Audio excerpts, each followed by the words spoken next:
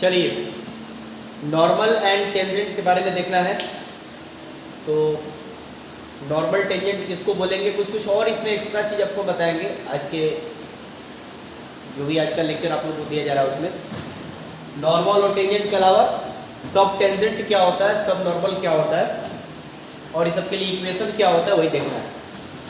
तो आप एक डायग्राम बना रहे हैं, उस डायग्राम के थ्रू आप लोग समझिए पहले कि हम जानते हैं कि जो dy बाई डी एक्स होता है इसको जनरली हम लोग d बाई डी एक्स और y करके लिखते हैं। इसका मीनिंग होता है कि डिफरेंशिएशन ऑफ ए फंक्शन या y, डिफरेंशिएशन ऑफ y जिसको एक फंक्शन बोला जाता है with respect to x, with respect to small x, यह इसका मीनिंग हुआ। अब ध्यान दीजिएगा इसमें कि differentiation of y with respect to x जो लिखा हुआ है dy बाई डी एक्स के लिए, यह इसका थ्योरेटिकली मीनिंग है, यह इसका थ्योरेटिकली मीनिंग है।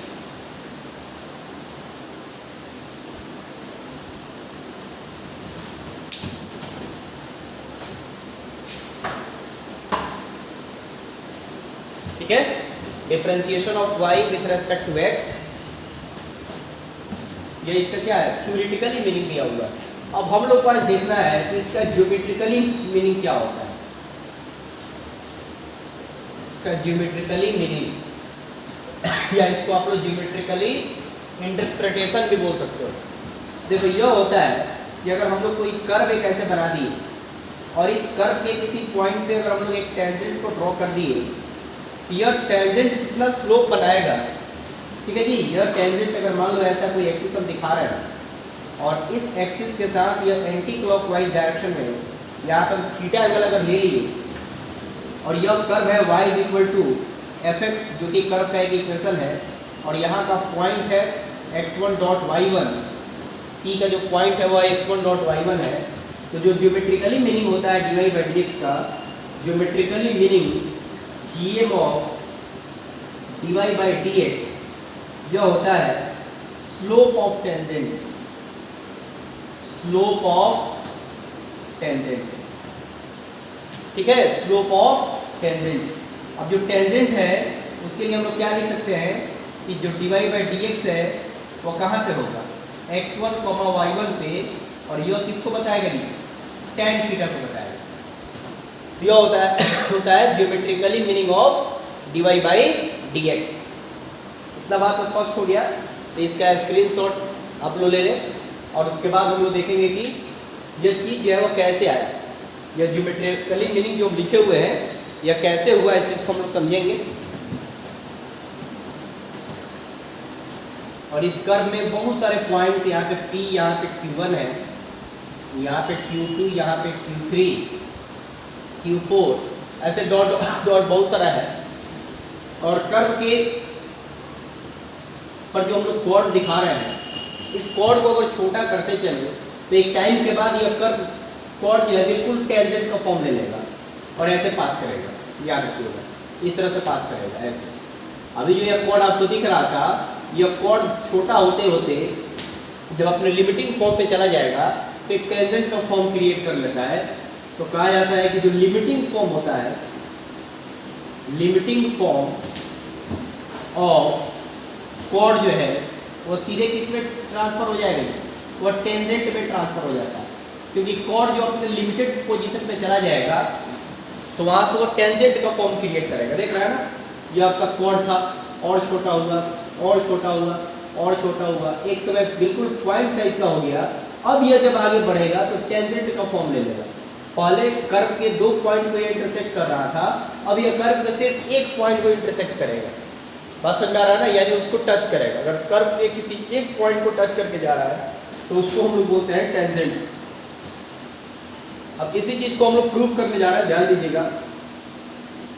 मान लेते हैं कि यह एक कर्व है और यह एक कॉर्ड है और यह जो कर्व बना हुआ है यह y is equal to F x के लिए बना हुआ है और यह कॉर्ड यहाँ पे पहले से यह कॉर्ड जो है वह एंटी क्लॉकवाइज में थीटा एंगल बना रहा है। कितना एंगल बना रहा था जी, थीटा एंगल। अब जब इस कॉर्ड का लिमिटिंग पोजीशन हम लोग इस पॉइंट पर देखना चाहेंगे। यही लिमिटिंग पोजीशन जब आगे जाएगा, इसको ऐसे पीछे बढ़ाएंगे, तो यहाँ से जो रिजल्ट हम लोग को देखने के लिए मिलेगा, यहाँ से जो रिजल्ट देखने के लिए मिलेगा वो हो जाएगा किसका, साई। इसको हम लोग साई इंडिकेट करते हैं, याद रखिएगा। इस फिगर को थोड़ा सा ऊपर बना रहे हैं तो और फ्रेश हो जाएगा। देखिए यहाँ पे हम फिर से इस फिगर को ड्रॉ कर रहे हैं, फिगर को हम फिर से ड्रॉ कर रहे हैं। यह आपका हो गया कर्व, और इस कर्व पे हम इसको बोलेंगे कि यह एक टेंजेंट हुआ, सॉरी कॉर्ड हुआ। जो कॉर्ड पहले से क्या एंगल बना रहा था जी, थीटा एंगल बना रहा था। और जब कॉर्ड का लिमिटिंग फॉर्म खींचेंगे, कॉर्ड का लिमिटिंग फॉर्म ही होता है आपका क्या, कॉर्ड का लिमिटिंग फॉर्म हो जाता है टेंजेंट, और यह एंगल बना रहा है साइन। यह भी कैसे बना रहा है, एंटी क्लॉकवाइज डायरेक्शन में।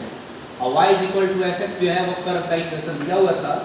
और यहाँ पे जो पॉइंट है, इस पॉइंट का नाम हम लिख रहे हैं P, इसका कोऑर्डिनेट है x1, y1। अब देखते चलिए यहाँ पे क्या होगा। यहाँ पर पॉइंट, यहाँ पे Q दिखा दिए। अब अगर हम लोग को यहाँ पे लिखना होगा कॉर्ड के बारे में, तो हम लोग यहाँ पे देख रहे हैं कि जो स्लोप ऑफ कॉर्ड है, स्लोप ऑफ जो कॉर्ड है वह किसको बता रहा है, वह बता रहा है tan थीटा, tan थीटा। इसका मतलब यह हुआ कि अगर हम लोग लिमिट ले लें, और लिमिट कहाँ से कहाँ तक, Q से लेकर P तक चले जाएं, Q से लेकर P तक, यानी धीरे धीरे यह Q कहाँ चला है, पॉइंट P पे।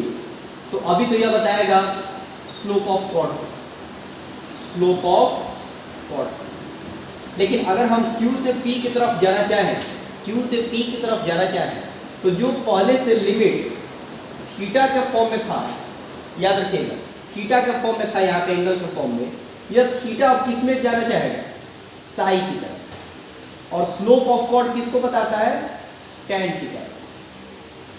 यहाँ पहले से tan थीटा था, यहाँ पहले से स्लोप ऑफ कॉर्ड था। हम लोग दोनों तरफ इसके लिमिटिंग फॉर्म को लिए हुए हैं, ठीक। स्लोप ऑफ कॉर्ड अगर अपने लिमिटिंग फॉर्म में होने लगे तो यह Q टेंस टू P की तरफ होगा, और अगर यह tan थीटा इसके अकॉर्डिंग लिमिटिंग फॉर्म में हो रहा है तो थीटा किधर चला जाएगा, साई की तरफ। अगर कॉर्ड जो है, कॉर्ड रहेगा अगर, तो वो बनाएगा थीटा एंगल इस पॉजिटिव एक्स एक्सिस के साथ। लेकिन यह कॉर्ड अगर टेंजेंट का फॉर्म ले लेगा तो यह क्या बनाएगा, यह बनाएगा साई एंगल, याद रखिएगा। और यह जरूरी नहीं है कि यह ओरिजिन से ही पास करेगा, आप इसको इधर से भी कहीं से काट सकते हो, यह ओरिजिन बना दो, क्योंकि यह कहीं से भी जा सकता है। फिर आगे बढ़ेंगे तो क्या होगा, देखिए अब अगर Q P की तरफ टेंस करने लगेगा, Q P की तरफ टेंस करने लगेगा, तो यह जो रिजल्ट होगा, यह रिजल्ट क्या देगा, यह देगा slope of tangent, slope of tangent. और यह जो है थीटा साई में बदल जाएगा, यह क्या बताएगा, यह बताएगा tan साई। आया बात समझ में, यह बता देगा आपको tan साई। अब ध्यान दीजिएगा, यहाँ से आप लोग का एक बात और स्पष्ट हो जाएगा कि अब हम लोग स्लोप ऑफ टेंजेंट और tan साई के बारे में यहाँ से क्या देखते हैं, कैसे इस चीज़ को समझेंगे। देखिए dy/dx का जो ज्योमेट्रिकली मीनिंग हम लोग लिखने जा रहे थे, या हम लोग डिराइवेटिव में पढ़ चुके हैं पहले से, कि जो tan थीटा होता है यही एक्चुअल में dy/dx भी होता है। बात समझ में आ रहा है ना, जो tan थीटा होता है इसी को हम लोग क्या बोलते हैं, इसी को हम लोग बोलते हैं dy/dx। यह हो गया आपका slope of tangent, slope of tangent. तो फाइनली जो dy/dx होगा वह किसको बता देगा, स्लोप ऑफ टेंजेंट। यह बता देगा आपको स्लोप ऑफ टेंजेंट। यह होता है आपका ज्योमेट्रिकली मीनिंग ऑफ dy/dx। यह दिमाग में सब लोग रखिएगा तो बात स्पष्ट हो जाएगा। और याद रखिएगा यहाँ पे आप लोग कोऑर्डिनेट x1, y1 ले सकते हो। यहाँ का कोऑर्डिनेट जो है x1, y1 वो यहाँ पे रख सकते हो। तो इसको जल्दी से आप लोग स्क्रीनशॉट ले लो, और तब हम लोग देखेंगे कि इक्वेशन ऑफ नॉर्मल टेंजेंट यह सब क्या होता है।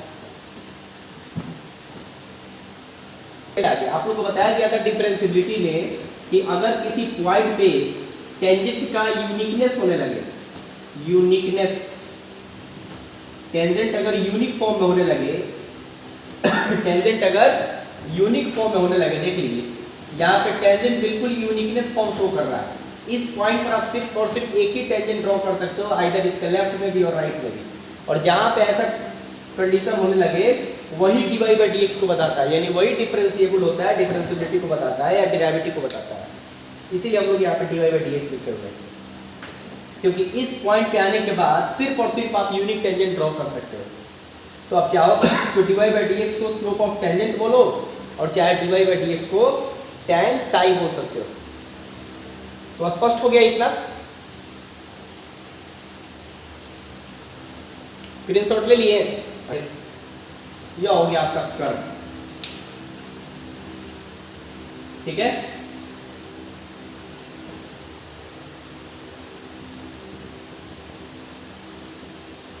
और इस कर्व पे यहां पे कोई पॉइंट अगर हम दिखा दिए तो ऐसे जो लाइन आप ड्रॉ करेंगे, यह लाइन जो ड्रॉ किए हैं इसी को हम लोग बोलते हैं टेंजेंट, ठीक है। और इस पर सीधे बिल्कुल ऐसे परपेंडिकुलर फॉर्म में कोई लाइन अगर यहां से हम लोग निकालेंगे तो इसको बोलते हैं हम लोग नॉर्मल, ठीक। इसको क्या बोलते हैं जी? नॉर्मल बोलते हैं। अब यहां से आगे हम लोग देखेंगे कि इक्वेशन ऑफ टेंजेंट और इक्वेशन ऑफ नॉर्मल क्या होगा। पॉइंट P है जिसका कोऑर्डिनेट है x1, y1। देखिए इक्वेशन ऑफ टेंजेंट और इक्वेशन ऑफ नॉर्मल क्या होता है। इक्वेशन ऑफ टेंजेंट को हम लोग लिखते हैं कैसे, देखिए ध्यान दीजिएगा। हम लोग जानते हैं कि फॉर्मूला होता है y minus y1 is equal to slope of tangent into x minus x1। अगर कोई भी लाइन किसी एक पॉइंट से पास कर रहा है और उसका टेंजेंट दिया हुआ है, यह फॉर्मूला होता है इक्वेशन ऑफ स्ट्रेट लाइन का। इक्वेशन ऑफ टेंजेंट का फॉर्मूला लिखने जा रहा है। अब y माइनस y1 तो रहेगा, और टेंजेंट का स्लोप क्या होगा, अभी हम लोग पढ़े हैं। टेंजेंट का स्लोप होता है dy by dx at x1, y1 और x माइनस y1। यहाँ से जो फॉर्मूला निकल गया, यह फॉर्मूला हो गया इक्वेशन ऑफ टेंजेंट का। यह फॉर्मूला किसके लिए हो गया? Equation of tangent. यह दिमाग में आप लोगों को बात कंप्लीट करके रखना है। इसको हम बोलते हैं इक्वेशन ऑफ टेंजेंट। अब इसमें एक स्पेशल केस यह हो सकता है, अब इसके अलावा जब हम लोग यहाँ पे देखेंगे, इसके अलावा अगर हम लोग यहाँ पे देखना चाहे कि मान लीजिए कि यह पॉइंट ऑफ कांटेक्ट, यहाँ का जो पॉइंट ऑफ कांटेक्ट आप देख रहे हो, यह पॉइंट ऑफ कांटेक्ट के जगह पे अगर कोई कोऑर्डिनेट 0, 0 करके दिया है, मान लो वो ओरिजिन पर शिफ्ट कर दिया गया, तो आप यहाँ पे y1 के जगह पे और x1 के जगह पे 0, 0 पुट कर देंगे, तो y is equal to dy by dx x1 y1 और केवल x आ जाएगा। बात समझ में आ रहा है ना? तो अब यहाँ से देखना है थोड़ा सा नॉर्मल के बारे में कि इक्वेशन ऑफ नॉर्मल क्या होता है। तो ध्यान दीजिएगा, जो नॉर्मल है वो टेंजेंट पर परपेंडिकुलर है, ये हम लोग जानते हैं। नॉर्मल परपेंडिकुलर होता है किस पर? टेंजेंट पे, जो कि कर्व के साथ ड्रॉ किया गया है। और दो लाइन अगर एक दूसरे पर परपेंडिकुलर हो तो दोनों का स्लोप का जो प्रोडक्ट होता है वो -1 होता है। क्लास 11 तो हम लोग पढ़े हुए हैं कि slope of normal into slope of tangent, slope of normal into slope of tangent जो होता है -2। तो उस हिसाब से स्लोप ऑफ नॉर्मल यह जो होगा -1 by dy by dx at x1, y1। अच्छा है, इसी को हम लिख सकते हैं minus dx by dy at x1, y1। Slope of normal को दो तरीके से लिख सकते हैं, या तो minus dx by dy x1, y1, या तो -1 by dy by dx x1, y1। अब इक्वेशन लिखना होगा नॉर्मल का, इक्वेशन ऑफ नॉर्मल लिखना होगा, यह हो जाएगा y minus y1 is equal to -1 by dy by dx x1, y1 और ब्रैकेट में x माइनस x1। यही फॉर्मूला हो गया स्लोप ऑफ नॉर्मल के लिए। आया बात समझ में? तो एक यहाँ जो इक्वेशन आप लोगों को दिख रहा है यह है स्लोप ऑफ नॉर्मल के लिए, और यहाँ जो इक्वेशन दिख रहा है इसको हम लोग बोलेंगे स्लोप ऑफ टेंजेंट। तो स्लोप ऑफ टेंजेंट बता दिए, स्लोप ऑफ नॉर्मल बता दिए। अब इसका कुछ स्पेशल केस आएगा।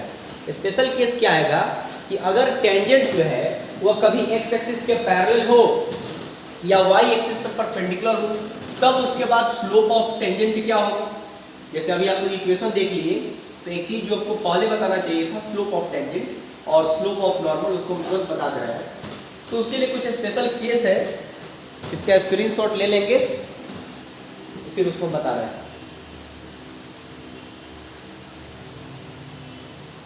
Slope of tangent and slope of normal,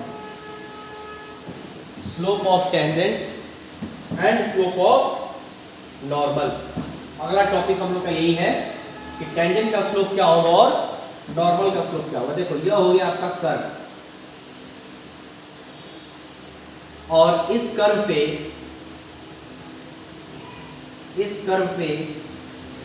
किसी पॉइंट को अगर हम लोग लेकर चले और इस पॉइंट पे एक ऐसे टेंजेंट को ड्रॉ कर दिए, और यहां से आपको नॉर्मल दिख रहा है, इस पॉइंट का नाम P है, x1, y1। तो अगर हम लोग को स्लोप ऑफ टेंजेंट निकालना है, तो अभी हम लोग पढ़े हुए हैं कि स्लोप ऑफ टेंजेंट क्या होता है। स्लोप ऑफ टेंजेंट हो जाता है dy बाई dx, कहाँ पे, x1, y1, इस पॉइंट पे। और एक और चीज देखे हुए हैं कि स्लोप ऑफ नॉर्मल क्या होता है। तो इसको निकालने के लिए हम क्या फॉर्मूला अप्लाई किए हैं कि अगर हम इसको m1 मानते हैं और इसको m2 मानते हैं, तो हम लोग जानते हैं कि सिंस वी नो दैट दो स्लोप का जो प्रोडक्ट होगा m1 क्रॉस m2 वो -1 होगा, इसलिए जो m2 का वैल्यू होगा वो -1 बाई m1 होगा। और जो m2 लिखे हुए हैं इसको हम इजीली लिख सकते हैं स्लोप ऑफ नॉर्मल। तब यहाँ से स्लोप ऑफ नॉर्मल हो गया -1 बाई स्लोप ऑफ टेंजेंट यानी कि dy by dx x1, y1। अब इसी चीज को हम दूसरे तरीके से भी लिख सकते हैं कि जो स्लोप होगा नॉर्मल का जो स्लोप होगा वो minus dx by dy x1, y1 भी हो सकता है।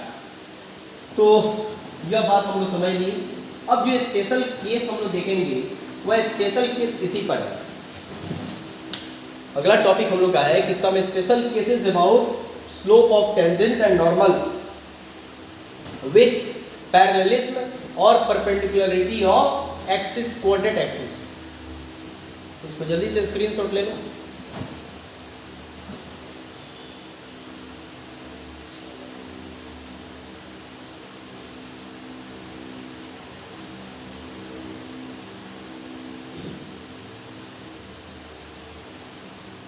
Special cases, some special cases about slope of tangent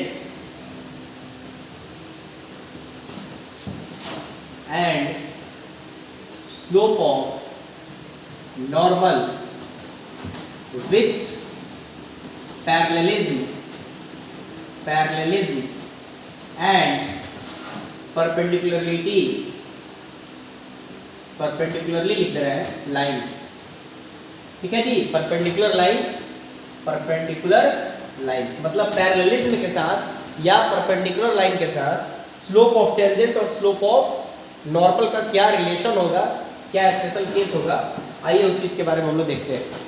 तो फर्स्ट केस है, फर्स्ट केस है कि अगर जो स्लोप है वह एक्स एक्सिस के पैरेलल होने लगे। पहला केस है कि if slope of tangent is parallel to x axis.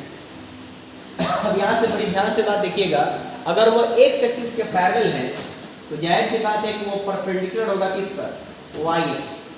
कोई भी लाइन अगर एक्स एक्सिस के साथ पैरेलल का रिलेशन शो कर रहा है तो हमेशा वाई के साथ परपेंडिकुलर कर्व से शो करता है। जैसे कि डायग्राम से आप लोग समझ सकते हो, यह एक्स एक्सिस है, यह वाई एक्सिस है, और यहाँ का फिगर में आपको ओरिजिन दिख रहा है।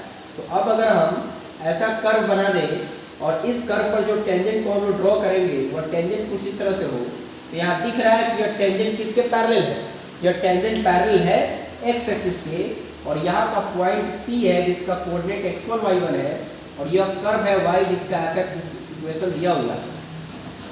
अब ध्यान दीजिएगा, हम लोग यहाँ पे क्या लिखेंगे, हम लोग सीधे लिखेंगे कि जो स्लोप ऑफ टेंजेंट होता है, स्लोप ऑफ जो टेंजेंट होता है वो होता है आपका dy by dx at x1, y, और टेंजेंट भी एक प्रकार से लाइन है, टेंजेंट भी एक प्रकार से लाइन है।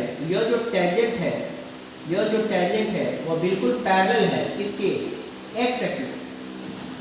ठीक, इसका मतलब यह हुआ कि जो एंगल बना होगा, angle lies between tangent and x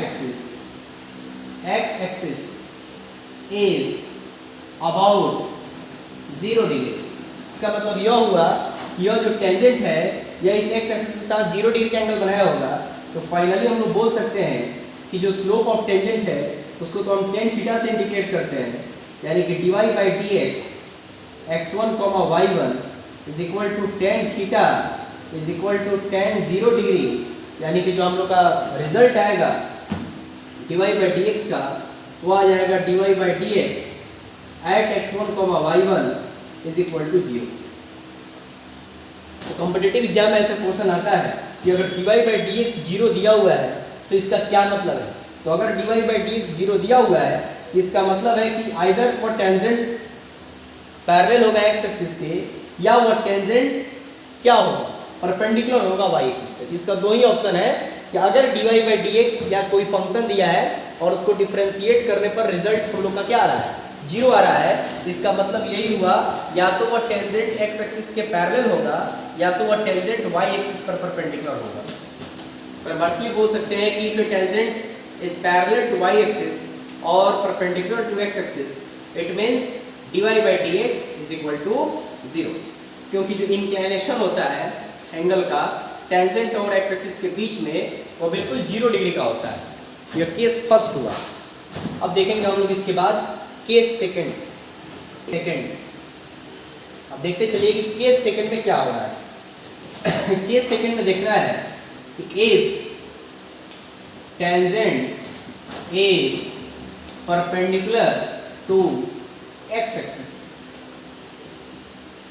चाहे आप बोल सकते हो और पैरेलल टू y एक्सिस। अगर कोई टेंजेंट x एक्सिस पर परपेंडिकुलर हो और चाहे वो टेंजेंट y एक्सिस के साथ क्या हो, पैरेलल का रिलेशन शो कर रहा हो, तो उस केस में देखिए रिजल्ट क्या होने वाला है। जो आपका डायग्राम हो गया, x axis, y axis, origin x dash, y dash. अब देखिए इस बार क्या रिजल्ट हो रहा है। इस बार बोल रहा है क्वेश्चन में कि जो टेंजेंट है वो बिल्कुल क्या है, वो x एक्सिस पर परपेंडिकुलर है। कर्व तो बना दिए, अब जो इस पर टेंजेंट ड्रॉ किया गया होगा वो टेंजेंट बिल्कुल x एक्सिस पर क्या है, तो परपेंडिकुलर दिख रहा है। ठीक है, तो अगर टेंजेंट x एक्सिस पर परपेंडिकुलर दिख रहा है तो हम बोल सकते हैं कि यह टेंजेंट इस y के साथ पैरेलल हो रहा है। अब देखिए अब सिचुएशन क्या होगा। ठीक है ना, अब सिचुएशन क्या होगा, y is equal to F x जो है वो हम लोग का इक्वेशन ऑलरेडी है। तो यहाँ पे दिख रहा है कि जो टेंजेंट है वो क्या है, वो परपेंडिकुलर है x एक्सिस के साथ। इसका मतलब यह हुआ कि एंगल बना होगा, angle lies between tangent and x axis is about 90 degree. आप लोग को भी दिख रहा होगा कि जो एंगल बना हुआ है टेंजेंट का किसके साथ, टेंजेंट का x एक्सिस के साथ, वो तो 90 डिग्री का है। और कोई भी स्लोप जो है हम लोग जानते हैं कि उसको tan थीटा से इंडिकेट किया जाता है। तो यहाँ पर हम लोग लिख सकते हैं कि slope of tangent is equal to dy by dx at x1, y1। इसको तो हम लोग लिखेंगे tan थीटा। तो tan theta is equal to dy by d x at x1 y1। और फाइनली हम लोग यहाँ पे बोल सकते हैं कि जो dy बाई डी एक्स होगा एट x1 y1 पे वो होगा आपका tan 90 यानी कि इन्फिनिटी। और इन्फिनिटी को जब उल्टा कीजिएगा तो जो रिजल्ट आएगा वो हो जाएगा आपका dx by d y x1 y1 is equal to 0। तो अब याद रखिएगा कि अगर dx बाई डी वाई 0 हो रहा है इसका मतलब यह हुआ कि वह टेंजेंट x एक्सिस पर परपेंडिकुलर और y एक्सिस के साथ पैरेलल था। मतलब अगर डिफरेंशिएट हम लोग किए, ठीक है जी, और डिफरेंशिएट करने के बाद x के रिस्पेक्ट में इन्फिनिटी का केस आ रहा है तो उसको जब आप उल्टा कीजिएगा तो उसी को dx बाई डी वाई बोलते हैं, ठीक है ना, उसको dx बाई डी वाई बोलते हैं। तो उसका रिजल्ट 0 आ जाएगा क्योंकि something by 0 is equal to infinity होता है और something by infinity is equal to 0 होता है। इन्फिनिटी से डिवाइड करने पर रिजल्ट 0 आता है। तो dy बाई dx का वैल्यू यहाँ पे इन्फिनिटी दिख रहा है, यह बता रहा है कि dx बाई dy का वैल्यू 0 होने वाला है। इस पर क्वेश्चन आ सकता है एग्जाम में, बहुत सारा क्वेश्चन कॉम्पिटिटिव एग्जाम में पूछता है कि अगर dx बाई dy कहीं पे 0 है तो क्या क्या पॉसिबिलिटी हो सकती है। तो पॉसिबिलिटी यह हो सकती है कि टेंजेंट जो है वो या तो x एक्सिस पर परपेंडिकुलर होगा या वो y एक्सिस के साथ पैरेलल का रिलेशन शो करेगा। ये हुआ केस सेकंड। अब हम लोग देखेंगे केस थर्ड। केस थर्ड में क्या देखना है ध्यान से देखिएगा। इफ अब हम लोग जो है नॉर्मल के बारे में बात कर रहे हैं, ठीक है ना। अब नॉर्मल देखिए क्या क्या रिलेशन शो करता है। If normal is parallel to x axis, कोई नॉर्मल है वह x एक्सिस के पैरेलल है, चाहे परपेंडिकुलर है y एक्सिस के साथ, तब क्या रिलेशन होने वाला ध्यान दीजिएगा। यह केस हम बना दी x y x dash y dash यहाँ पे जी, और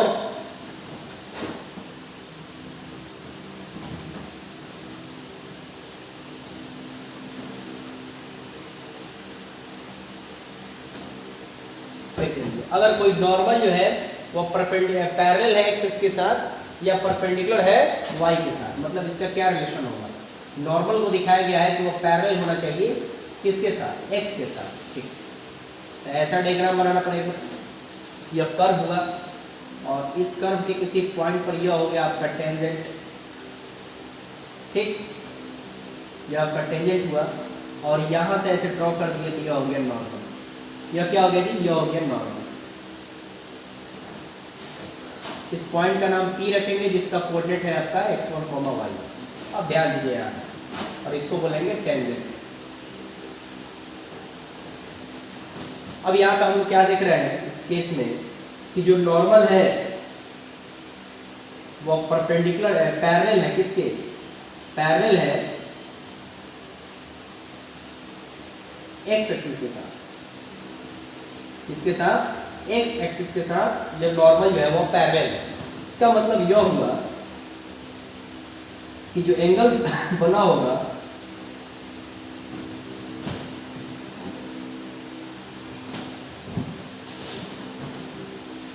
मतलब यह होगा कि जो एंगल बना होगा, angle lies between normal and x axis is about 0 degree. यह नॉर्मल इस x एक्सिस के साथ कितने डिग्री का बनाया होगा जी, 0 डिग्री का। अब ये जब 0 डिग्री का एंगल बनाएगा तो फिर हम लोग क्या रिजल्ट लिखेंगे, देखिए फिर यहाँ से हम लोग को लिखना होगा कि स्लोप ऑफ नॉर्मल होता है -1 by dy by d x at x1, y1। Slope of normal भी वही बनाएगा फिर आपको क्या, tan थीटा, इधर हो जाएगा माइनस dx बाई dy कहाँ पे x1, y1। अब जो tan थीटा होता है इस बार 0 डिग्री का एंगल बन रहा है तो ये तो 0 हो जाएगा। तो फाइनली dx बाई dy जो कि निगेटिव में है x1, y1 वो हो जाएगा tan 0 डिग्री यानी कि 0। तो हम लोग लास्ट में जो बोल सकते हैं यहाँ से जो dx बाई dy हम लोग को मिलेगा कहाँ पे, x1 y1 पे, वो हो गया 0 डिग्री। यह हो गया आपका केस थर्ड। तो एक बात अगर हम लोग पहले वाले थ्योरम से या सेकंड थ्योरम से देखें तो बहुत कुछ इसमें सीखने के लिए मिल सकता है कि अगर dx/dy का वैल्यू 0 आ रहा है तो आप दो बात एक साथ बोल सकते हो। ठीक है जी, क्या क्या बोल सकते हो देखो। अगर dx/dy का वैल्यू 0 आया तो नॉर्मल x एक्सिस के पैरेलल होगा, स्पष्ट हो गया, या y एक्सिस पर परपेंडिकुलर होगा, ये भी क्लियर हो गया। नॉर्मल जो है x एक्सिस के साथ क्या होगा, पैरेलल का रिलेशन शो करेगा, या y एक्सिस पर परपेंडिकुलर होगा। और इसके साथ दो केस और बना सकते हैं इसी में, उस केस में टेंजेंट परपेंडिकुलर होगा x एक्सिस पे या y के पैरेलल होगा। यानी कि dx/dy के 0 होने के बाद आपके सामने चार ऑप्शन हो सकता है। कौन कौन वो ऑप्शन है एक बार देख लीजिए। अगर dx/dy 0 हुआ तो इसका मतलब यह हुआ कि जो नॉर्मल है वह x एक्सिस के पैरेलल होगा, चाहे नॉर्मल y एक्सिस पर परपेंडिकुलर होगा, चाहे टेंजेंट x एक्सिस पर परपेंडिकुलर होगा, या टेंजेंट y एक्सिस के साथ पैरेलल होगा। चार केस हो सकता है। टेंजेंट अगर y एक्सिस के साथ पैरेलल का रिलेशन शो करे तो भी हम लोग बोलेंगे कि dx/dy 0 होगा। टेंजेंट अगर x एक्सिस पर परपेंडिकुलर की तरफ बिहेव करे तो भी dx/dy 0 होगा। नॉर्मल x एक्सिस के साथ पैरेलल का रिलेशन शो करे तो भी dx/dy 0 होगा। अच्छा है, नॉर्मल अगर y के साथ, ठीक है जी, परपेंडिकुलर का रिलेशन शो करे तो भी dx/dy 0 होगा। मतलब ये चारों बात आप लोगों का क्लियर हो गया होगा। यह था केस थर्ड। अब एक और बचा हुआ है केस फोर्थ। ये केस 4 है क्या, ठीक है ना, ध्यान दीजिएगा। इस बार भी सिचुएशन कुछ खास नहीं है, बस हम लोग नॉर्मल की बात कर रहे हैं। अब अगर नॉर्मल क्या हो, x एक्सिस पर परपेंडिकुलर होने लगे, ऐसे डायग्राम इस तरह से बनेगा। यह हो गया नॉर्मल। बिल्कुल क्या हो रहा है देख लीजिए। अगर यह टेंजेंट है तो इस बार जो नॉर्मल आपको दिख रहा है वह x एक्सिस पर परपेंडिकुलर दिख रहा है। x axis x dash, y axis y dash origin. Point का नाम P है जिसका कोऑर्डिनेट x1, y1 है और y = fx। यह आपका नॉर्मल है और यह टेंजेंट है। अब ध्यान दीजिएगा यहाँ से। अब क्या रिजल्ट हम लोग लिखने वाले हैं, तो हम लोग देख रहे हैं कि जो नॉर्मल है वो परपेंडिकुलर है किसके साथ, x एक्सिस के साथ। इसका मतलब यह हुआ कि जो एंगल बनेगा, angle lies between normal and x axis is about कितना, 90 डिग्री। यह नॉर्मल x के साथ 90 डिग्री का एंगल बनाएगा। तो हम लोग यहाँ पे लिखते हैं कि जो स्लोप ऑफ नॉर्मल होगा वो होगा -1/dy/dx एट x1, y1। तो थोड़ा और आगे बढ़ाएंगे, यह रिजल्ट आपको यहाँ से मिल जाएगा कि tan theta = -1/dy/dx eight x1, y1। Theta 90 है, यह उल्टा हो जाएगा dx/dy के फॉर्म में। तो dx/dy माइनस में x1 y1 tan 90 =infinity। इस बार dx/dy का वैल्यू इन्फिनिटी है। अगर इसको हम उल्टा कर दें तो जो dy/dx होगा, पहली बार में जो dy/dx होगा यह हो जाएगा इन्फिनिटी का उल्टा 0। अब 0 में निगेटिव ही भेजिएगा तो 0 ही आएगा। यह बात हो गया केस फोर्थ के लिए। तो इस पर भी चार क्या केसेस हो सकता है कि अगर dy/dx 0 हुआ तो उसमें चार केस होगा कि जो नॉर्मल होगा वो परपेंडिकुलर होगा x एक्सिस पे, या पैरेलल होगा y एक्सिस पे, या टेंजेंट y एक्सिस पे परपेंडिकुलर होगा और x एक्सिस के साथ पैरेलल का रिलेशन शो करेगा। तो इस तरह से नॉर्मल और टेंजेंट का स्पेशल केस था, वो समझा दिए। अब इस पर सिर्फ और सिर्फ क्वेश्चंस है जो कि एप्लीकेशन ऑफ डेरिवेटिव में आपको मिल जाएगा, उसको हम लोग को सॉल्व कर लेना है। तो आज क्लास में बस इतना है।